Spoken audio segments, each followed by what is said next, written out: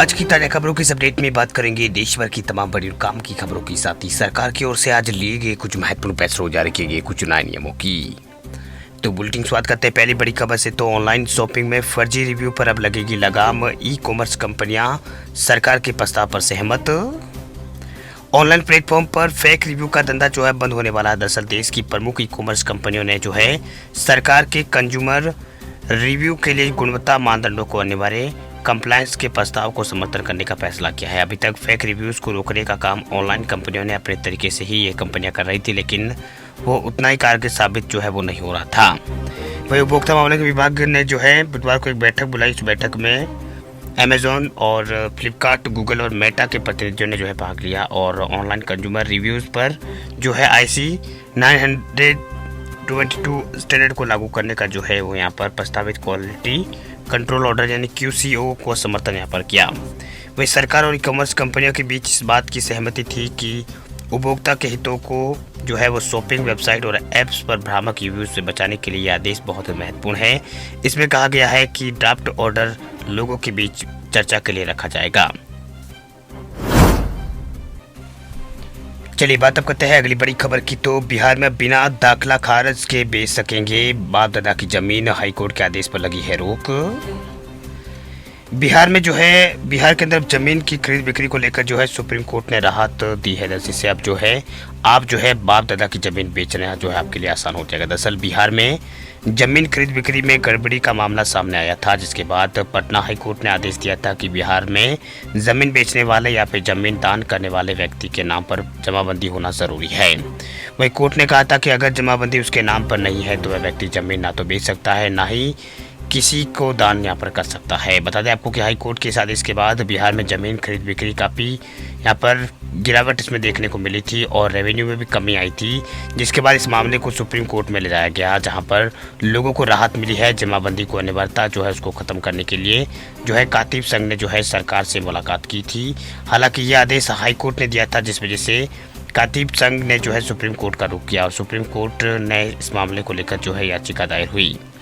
वही supreme court में इसको लेकर याचिका दायर हुई। याचिका दायर करने के बाद सुप्रीम कोर्ट ने इस मामले पर सुनवाई की और जस्टिस PA नरसिम्हा और जस्टिस अरविंद कुमार की पीठ ने हाई कोर्ट को आदेश दिया और इसके ऊपर रोक लगा दी। हालांकि इस मामले की पूरी सुनवाई सितंबर 2024 में की जाएगी, जिसके बाद फाइनल आदेश आएगा।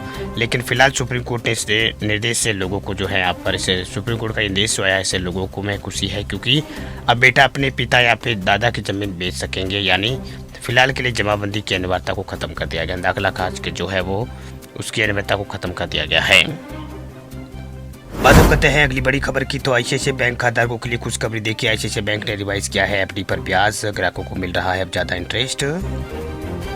देश के दूसरे सबसे बड़े प्राइवेट सेक्टर के बैंक ICICI बैंक ने बल्क FD की ब्याज दरों को रिवाइज कर दिया है। इस बार बैंक ने 2 करोड़ से लेकर 5 करोड़ तक की कुछ पीरियड की FD पर ब्याज बदला है।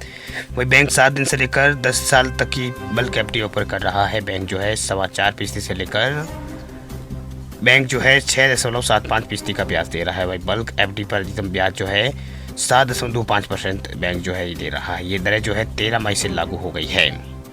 तो अगर आप भी FD अगर ICICI बैंक में करवाने की सोच रहे हैं तो आपके लिए राहत वाली अच्छी वाली खबर निकल के सामने आ रही है। चलिए बात अब करते हैं अगली बड़ी खबर की। तो सरकार पोर्टल पर अब दर्ज कराएगी स्टॉक का रिकॉर्ड। गेहूं और दाल की ब्लैक मार्केटिंग की है आशंका। केंद्र सरकार को आशंका है कि बरसात के दौरान जो है गेहूं और दाल की ब्लैक मार्केटिंग की जा सकती है, इसलिए आम आदमी से जुड़ी खाद्य सामग्री की ब्लैक मार्केटिंग पर नियंत्रण के लिए जो है सरकार ने कलेक्टरों से कहा है कि वे अपने जिले में गेहूं, चावल, दाल और अन्य वस्तुओं का कारोबार करने वाले स्टॉक की जानकारी अपलोड कराएं। ये स्टॉक सिर्फ राज्य सरकारों को नहीं बल्कि यहाँ पर राज्य सरकारों के खाद्य नागरिक आपूर्ति और उपभोक्ता संरक्षण की निगरानी में यहाँ पर रहेगा, बल्कि केंद्र सरकार के खाद्य सार्वजनिक वितरण विभाग भी इसकी मॉनिटरिंग करेगा। वह इसको लेकर कलेक्टरों को दिए गए निर्देश में कहा गया है कि जिलों में हर व्यापारी को जो है शुक्रवार के दिन अपने स्टॉक की जानकारी देना अनिवार्य किया गया है, ताकि बिग चेन रिटेलर्स को फूटकर व्यापारियों को जो है नियंत्रित किया जा सके। अगर कहीं गड़बड़ी होगी तो अधिकारी संबंधित व्यापारियों पर एक्शन जो है ले सकेंगे। भारत सरकार के खाद्य एवं सार्वजनिक वितरण विभाग ने जो है गेहूं और दालों के व्यापारियों को, थोक व्यापारियों को, फुटकर विक्रेताओं को और बिग चेन रिटेलर्स और फूड प्रोसेसिंग के लिए जो है गेहूं तथा दाल के स्टॉक की घोषणा करने के लिए यहाँ पर घोषणा कराने का फैसला किया है। ऐसे कारोबारियों से गेहूं दाल का स्टॉक पता करने के लिए एक स्टॉक पोर्टल तैयार किया गया है। इस पोर्टल पर व्यापारी हर शुक्रवार को गेहूं और चावल के स्टॉक की जानकारी अपलोड जो है व्यापारियों को करनी होगी। चलिए बात अब करते हैं अगली बड़ी खबर की। तो म्यूचुअल फंड में पैसे लगाने वाले लोगों के लिए अच्छी खबर देखिए, सेबी ने आसान कर दिए हैं केवाईसी से जुड़े नियम। म्यूचुअल फंड में पैसा लगाने वाले लोगों के लिए अच्छी खबर है। दरअसल बाजार नियामक सेबी ने जो है केवाईसी के नियमों में हाल में लागू बदलावों को कुछ आसान कर दिया है। वैसे 1 करोड़ से ज़्यादा ऐसे निवेशकों को फायदा होगा जिनके म्यूचुअल फंड के अकाउंट जो है वो होल्ड हो गए थे। पहले सेबी ने म्यूचुअल फंड में निवेश करने वालों के लिए केवाईसी रजिस्टर कराने के लिए पैन कार्ड आधार कार्ड को लिंक कराना अनिवार्य कर दिया था, लेकिन अब जो है एक नए सर्कुलर में सेबी ने यहाँ पर कहा है कि अब पैन कार्ड आधार कार्ड और केवाईसी रजिस्टर करने के लिए जो ये सभी रजिस्टर करने के लिए जो है अनिवार्य नहीं है। वह अक्टूबर में सेबी ने ऐसे सभी म्यूचुअल फंड निवेशकों को 31 मार्च तक अपना केवाईसी दोबारा कराने के लिए कहा था जिन्होंने काम आधार, पासपोर्ट, मतदाता पहचान पत्र जैसे आधिकारिक तौर पर वैध दस्तावेजों के माध्यम से नहीं किया था। इससे पहले जो है म्यूचुअल फंड निवेशक अपने पते के प्रमाण के रूप में जो है बैंक पासबुक या फिर बैंक खाता विवरण जमा करा के केवाईसी करवा सकते थे।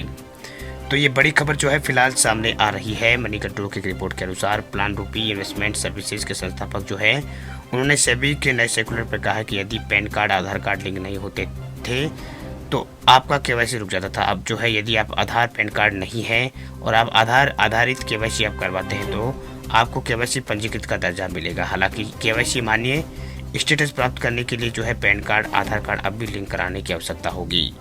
वीडियो आपको अच्छा लगा तो इस वीडियो को लाइक जरूर करें, दोस्तों के साथ इस चैनल यहाँ पर इस वीडियो को शेयर करें और चैनल को आप सब्सक्राइब करके बेल आइकन को दबाना बिल्कुल भी ना भूलें, क्योंकि रोजाना आपको इसी तरह की खबरें इस चैनल पर मिलती रहेगी।